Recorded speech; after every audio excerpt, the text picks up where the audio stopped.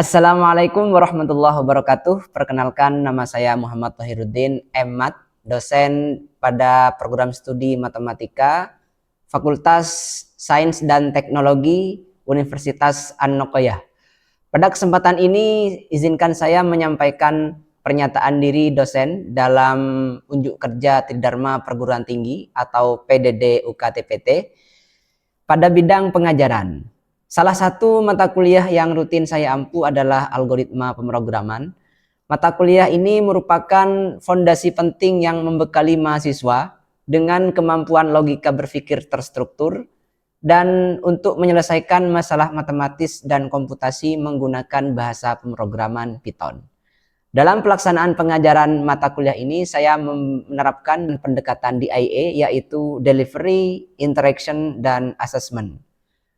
Pertama, penyampaian materi saya lakukan dengan menggabungkan konsep teoritis dan juga praktik langsung dengan adanya sesi live coding. Saya juga menggunakan alat bantu berupa presentasi visual, kemudian modul pembelajaran, serta studi kasus algoritmik yang relevan dengan kehidupan sehari-hari agar mahasiswa lebih mudah memahami logika yang abstrak. Yang kedua, interaksi dengan mahasiswa saya bangun secara dua arah. Di dalam kelas saya rutin mengajak mahasiswa melakukan tracing untuk eksekusi program secara bersama-sama. Juga membuka ruang diskusi interaktif dan tanya jawab, baik saat membahas troubleshooting kode maupun saat menganalisis efisiensi sebuah struktur algoritma.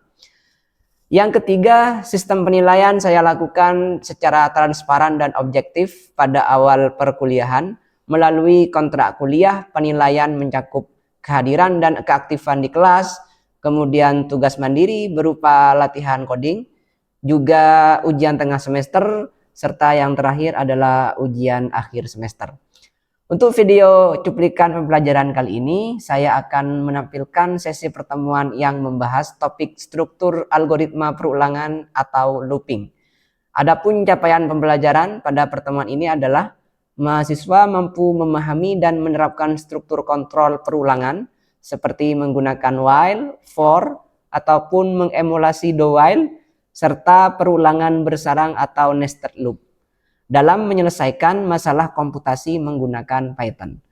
Berikut adalah cuplikan proses pembelajaran pada mata kuliah algoritma pemrograman. Selamat menyaksikan.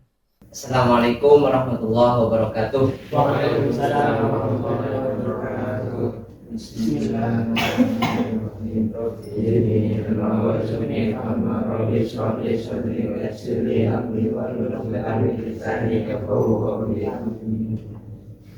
Baik, bagaimana kabarnya hari ini? Alhamdulillah kalau sudah sehat semua. Hari ini kita akan melanjutkan mata kuliah kita, yaitu algoritma pemrograman. Hari ini kita akan belajar tentang struktur algoritma perulangan atau dalam bahasa Inggrisnya itu adalah looping. Yang akan kita bahas hari ini adalah pertama pendahuluan, kemudian konsep dasar perulangan, kemudian struktur while, struktur for, emulasi do while di Python, kemudian nested loop atau perulangan bersarang. Kemudian kita akan melihat contoh-contoh kasus masalah-masalah yang bisa kita pecahkan dengan menggunakan perulangan, kemudian penutup dan kesimpulan.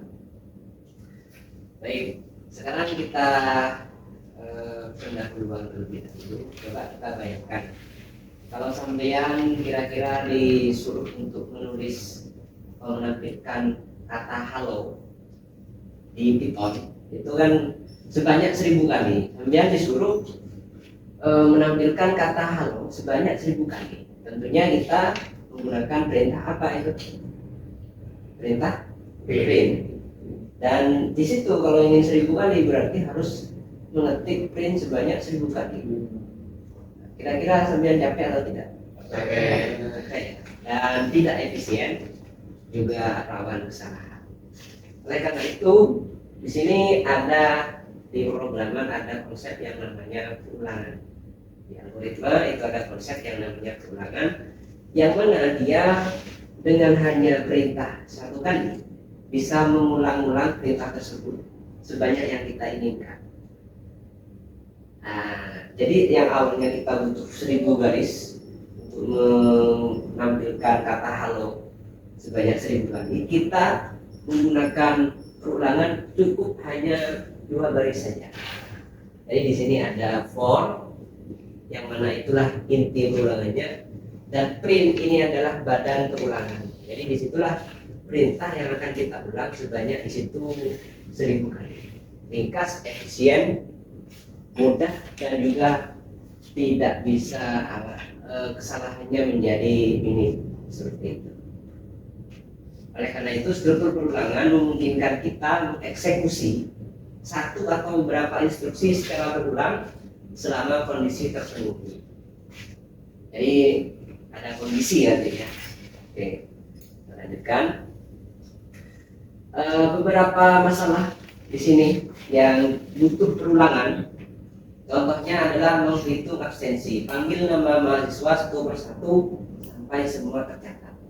Di situ kalau kita menerjemahkannya ke dalam kode, maka kita harus menginput, menulis perintah input sebanyak jumlah mahasiswa. Tapi kalau kita menggunakan for ataupun while, perulangan begitu, jadi kita hanya cukup 2 baris saja, dia otomatis akan berulang. Kemudian kerjakan soal nomor 1, 2, 3 sampai ke n untuk setiap soal yang tersedia. Nah, di situ juga sebenarnya ada perulangan di situ. Di dalam sampai mengerjakan soal ada perulangan. Soal 1 dibaca, dijawab. Soal kedua dibaca, dijawab. Soal ketiga dibaca, dijawab. Itu adalah contoh perulangan rutin dalam kehidupan sehari-hari. Kemudian memasak nasi juga merupakan sebuah contoh dari perulangan. Aduk selama air belum terserap habis, sehingga nanti akan sampai kering begitu ya. Nah, pola umum di perulangan itu adalah kita punya yang namanya kondisi awal yang kita sebut dengan inisialisasi. Kemudian kita cek kondisi atau syaratnya, apakah perulangannya mau dilanjut atau tidak. Kalau ternyata lanjut, maka masuk ke yang ketiga, lakukan aksi. Kemudian yang keempat, perbarui kondisi lagi. Yang kelima, kembali ke langkah 2. Cek lagi kondisinya, apakah lanjut. Kalau masih lanjut, berarti lakukan aksi. Kemudian perbarui kondisi. Kemudian kembali ke langkah 2, periksa lagi kondisinya. Begitu seterusnya sampai kondisi atau syaratnya itu sudah tidak terpenuhi, kondisinya sudah tidak terpenuhi. Bisa dipahami ya konsep loop. Oke. Baik, sebelum kita masuk ke materi lebih jauh, saya akan menjelaskan tentang capaian pembelajaran mata kuliah hari ini. Jadi hari ini kalian diharapkan untuk memahami dan bisa menerapkan struktur kontrol perulangan, yang mana kalau di Python itu ada while dan for, dan juga emulasi do while dalam menyelesaikan masalah komputasi menggunakan Python. Kemudian sub capaian pembelajaran mata kuliahnya ada 1, 2, 3, 4, 5, 6. Yang pertama menjelaskan konsep dan komponen dasar struktur perulangan, kemudian mengimplementasikan perulangan while dan for dalam Python, dan mengemulasi struktur do while menggunakan while true dan break, menganalisis alur eksekusi perulangan melalui tracing, menerapkan perulangan besaran atau nested loop untuk menyelesaikan masalah, yang terakhir menggunakan struktur perulangan dalam studi kasus algoritmik sederhana. Oke, sebelum kita lanjutkan, saya ingin refresh dulu begitu ya. Kemarin kita sudah belajar tentang beberapa struktur dasar algoritma. Coba yang pertama sekuensial. Apakah ada yang masih ingat apa itu algoritma sekuensial? Coba siapa yang masih ingat?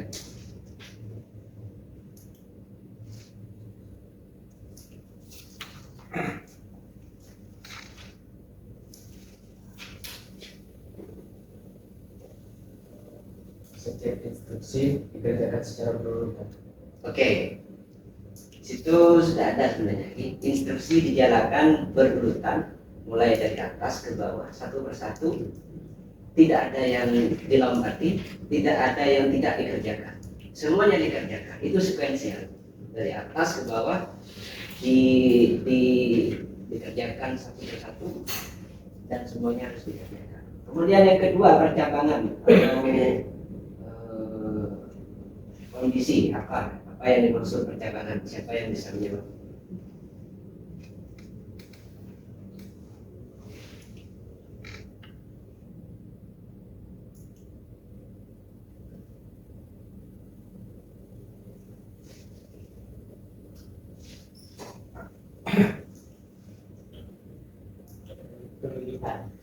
Pemilihan.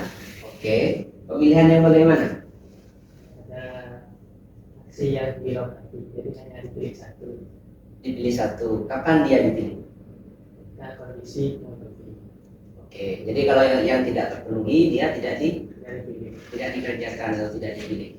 Oke. Jadi di situ adalah percabangan. Jadi percabangan adalah ketika algoritma itu bisa memilih mana yang mau dikerjakan dan mana yang mau tidak dikerjakan. Yang dikerjakan itu adalah ketika dia cukup syarat, begitu syaratnya terpenuhi. Kemudian yang tidak dikerjakan itu berarti yang tidak cukup syarat. Bisa dipahami ya? Oke, nah sekarang kita masuk ke perulangan. Jadi perulangan itu adalah sesuatu instruksi diulang selama kondisi itu masih terpenuhi. Jadi di situ ada gambaran flowchartnya. Kondisi apakah terpenuhi, jika iya maka aksi itu dilakukan. Kemudian cek lagi kondisinya, kalau masih terpenuhi dilakukan lagi aksinya, begitu seterusnya sampai kondisi itu sudah tidak terpenuhi, baru dia akan lanjut ke yang selanjutnya. Konsep dasar perulangan. Oke, jadi definisi perulangan itu secara resminya adalah struktur kontrol yang memungkinkan satu atau beberapa instruksi dieksekusi secara berulang-ulang selama suatu kondisi itu bernilai true atau benar. Di dalam perulangan itu ada empat bagian utama. Yang pertama adalah inisialisasi, yaitu di mana di situ menetapkan nilai awal variabel kontrol. Yang kedua adalah kondisi, yang mana kondisi itu adalah berupa ekspresi boolean yang menentukan apakah loop itu berlanjut atau tidak. Yang ketiga, badan loop atau loop body adalah instruksi yang dieksekusi setiap iterasi. Jadi selama kondisi terpenuhi, maka badan loop itulah yang akan terus-terusan dieksekusi. Yang keempat itu adalah update. Yang mana update itu di setiap dia melakukan sesuatu harus diupdate kondisinya.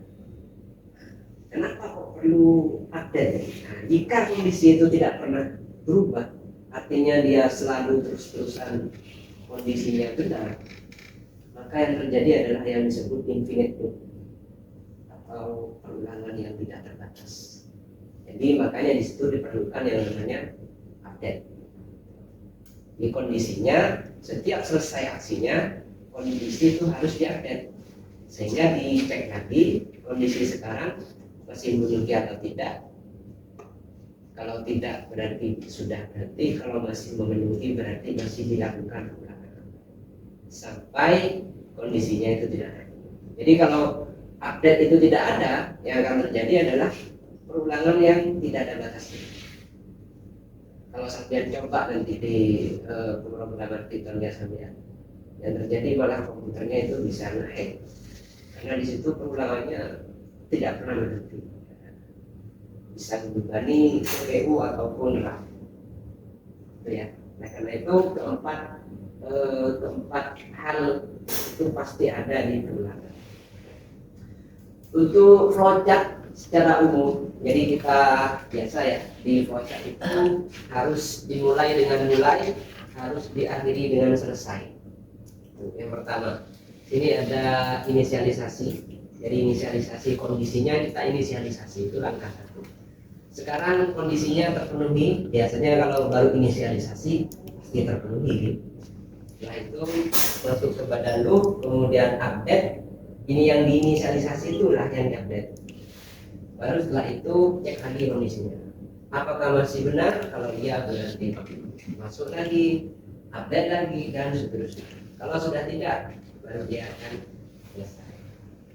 Itu ya. Baik. Ada dua jenis perulangan. Secara garis besar ada dua jenis perulangan. Yang satu counted loop atau terhitung. Artinya apa? Jumlah iterasi itu sudah diketahui sebelumnya, sudah ditentukan sebelumnya. Yang mana kita bisa mengimplementasikannya dengan for. Jadi kalau di for itu di sini ada contoh ya. For i in range 1,11. Artinya dia ingin mencetak bilangan yang sudah pasti. Saya ingin mencetak 1 sampai 10. Nah, kita bisa menggunakan for. Kenapa kok sampai 11? Ada yang tahu kenapa ini kok sampai 11? Nah, di Python hanya dihitung angka turunnya. Oke, jadi di Python range itu sifatnya dia berhenti ketika dia sampai di nilai yang sudah yang terakhir ya. Sebelum terakhir dialah yang di print. Jadi di sini 11-nya tidak akan ikut di print. Di sini yang kita sebut dengan counted loop. Artinya apa? Kita sudah tahu sebelumnya bahwa kita hanya ingin mencetak angka dari 1 sampai 10. Hitungannya itu sudah jelas. Nah, yang satunya di sini kita sebut dengan conditional loop atau looping yang bersyarat. Jumlah iterasi tidak diketahui secara pasti. Ini perulangannya kira-kira berapa kali ya? Itu tidak ada yang tahu. Diimplementasikan menggunakan while. Contoh, kita minta input sampai valid. Di sini ada sebuah kode sederhana. Jawaban awalnya kosong ya.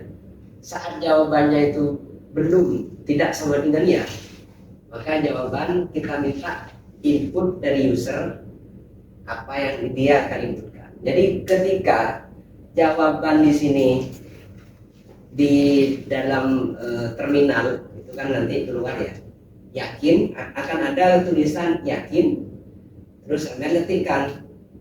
Selama ketikannya sampean itu bukan iya, maka ini akan terus-terusan diulang. Jadi akan selalu ditanyakan yakin, tidak, yakin, belum, yakin, tidak tahu, yakin. Terus kapan dia berhenti? Kalau sampean sudah mengetikkan ya. Kalau yang seperti ini kan kita tidak tahu mau berapa kali diulangnya. Nah, inilah yang disebut dengan conditional loop atau perulangan yang bersyarat. Jadi ada syaratnya. Syarat dia akan terus diulang selama dia tidak sama dengan iya. Kalau yang saya inputkan di terminal masih belum iya, selama itulah dia akan dikerjakan. Karena itu gunakan for ketika jumlah perulangan diketahui. Kemudian while itu ketika perulangan bergantung pada kondisi yang tertentu. Itu ya. Jadi bisa membedakan antara for dan while. Kita masuk ke struktur while. Di struktur while itu ada inisialisasi pastinya, kemudian diawali dengan while, terus kemudian adalah kondisi. Selama, kalau kita bisa bahasa Indonesia kan, selama kondisi terpenuhi, maka lakukanlah apa yang dilakukan. Update kondisinya, kemudian berhentilah hentikan while-nya. Jadi di sini kalau di kode Python-nya seperti ini.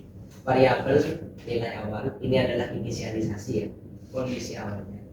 Selama kondisi terpenuhi, maka instruksi akan dikerjakan. Variabel itu sama dengan variabel plus 1. Biasanya diupdate sehingga dia variabelnya berubah dan bisa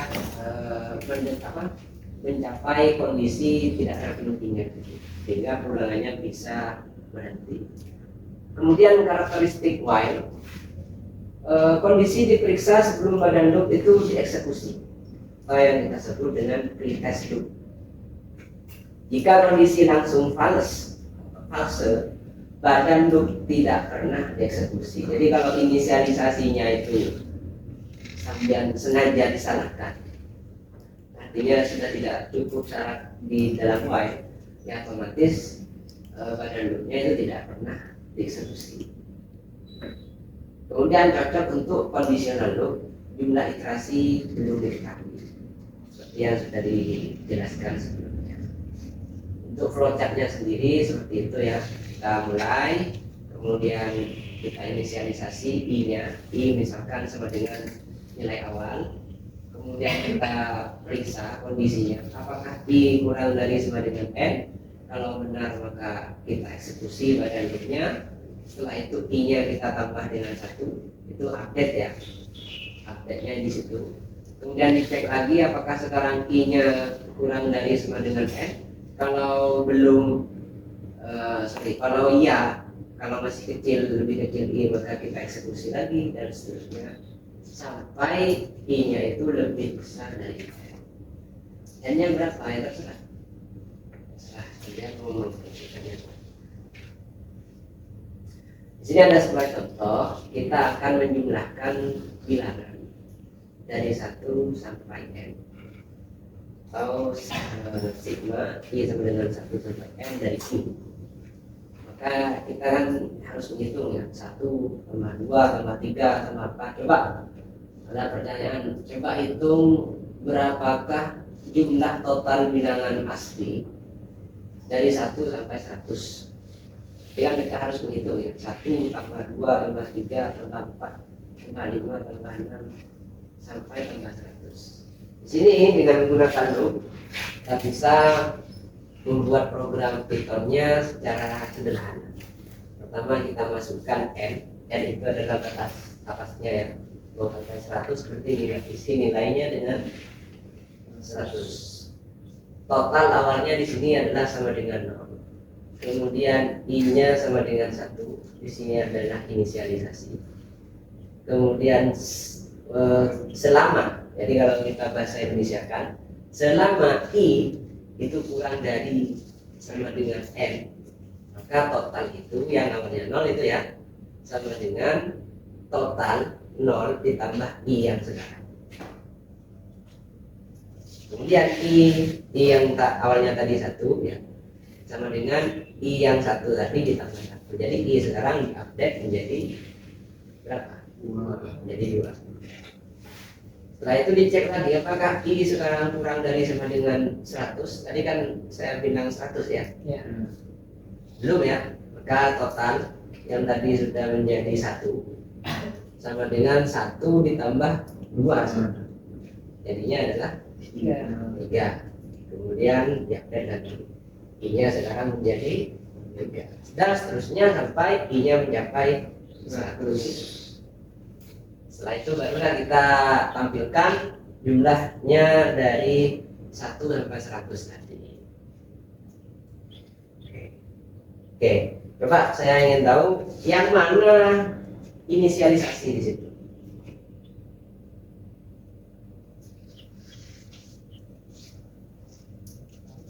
Tadi kan ada empat komponen ya di perulangan. Yang pertama itu inisialisasi. Bagian manakah yang disebut inisialisasi? Yang di mana? 3 sama 4. Baris ketiga sama keempat. Total sama dengan 0 dan juga I sama dengan 1. Oke. Kalau kondisinya di mana?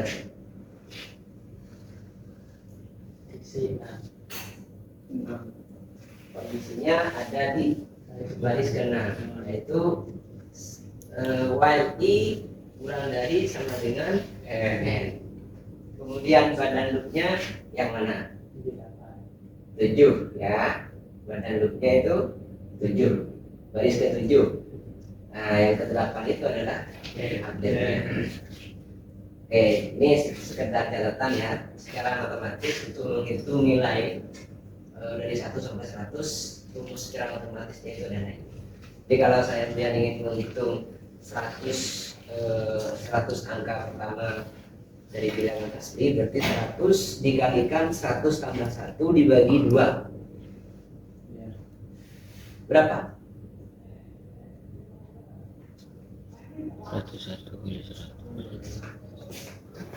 100 kali 101 berapa? 10.100 bagi 2. 5.050. Oke, berarti nilai dari 1 sampai 100 kalau dijumlahkan seluruhnya itu 5.000. Nah, di sini kita tracing, kita track bagaimana dia menjumlahkan. Di sini dia hanya sampai n-nya sama dengan 5. Jadi saat nilai awal, iterasi awal ya, itu sama dengan 1, totalnya itu masih 0. Total ditambah i, berarti ini belum ada gitu, karena ya masih 0, tidak ada penambahan dengan yang sebelumnya. Apakah i sekarang kurang dari sama dengan 5? Ya betul. Masuk ke iterasi yang pertama. I-nya sekarang 1, totalnya masih 0, sekarang 0 ditambah 1. 1. Apakah ini masih kurang dari I-nya masih kurang dari 5? Ya, masuk ke perulangan kedua. Totalnya sekarang sudah menjadi 1 I, jadi 1. I-nya sekarang total ditambah I sekarang 1 tambah 2 jadi 3. Ternyata I-nya masih kurang dari sama dengan, seterusnya semua seperti itu. Bisa dipahami ya. Setelah iterasi kelima, I menjadi 6. Di sini I menjadi 6 sehingga I kurang dari sama dengan 5 itu sudah bernilai fals. Artinya kondisi sudah tidak terpenuhi. Loopnya berhenti dan outputnya adalah 15. Kalau kita memverifikasi menggunakan rumus yang tadi, 5 kali 6 dibagi 2 sama dengan 10. Saya akan memberikan beberapa latihan pada kalian. Ini mohon dikerjakan. Apakah boleh menggunakan AI, Pak? Boleh. Boleh. Jadi di sini kan ada 4 soal. Ini ada berapa orang? 1, 2, 3, 4, 5, 9 ya? Iya. Kemudian membentuk 4 kelompok berarti. Ada yang 2, ada yang 3. Kerjakan nanti diundi ya, biar adil. Takutnya yang satu nyaman, lebih mudah gitu. Oh enggak ya, saya maunya yang satu. Nah, biar tidak tekan nanti, silakan diundi kelompok berapa, daftar soal berapa. Sambil boleh pakai ChatGPT. Nanti kita presentasikan di depan kelas ya. Dan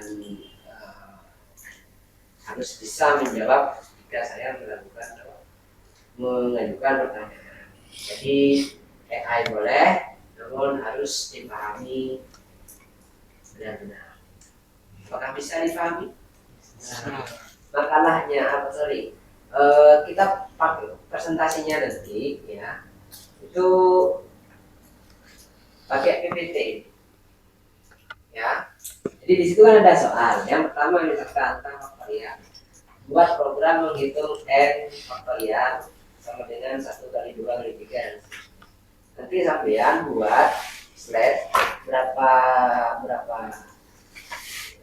5 slide lah, jangan banyak-banyak. Yang pertama itu perkenalannya pembukaannya. Yang kedua itu definisi tentang faktorial itu apa, kemudian cara menghitung secara manual itu bagaimana. Yang ketiga itu adalah kodenya sampean, slide ketiga ya. Kodenya sampean tulis saja langsung. Yang keempat hasil dari eksekusi kodenya sampean. Yang kelima penutup dan kesimpulan.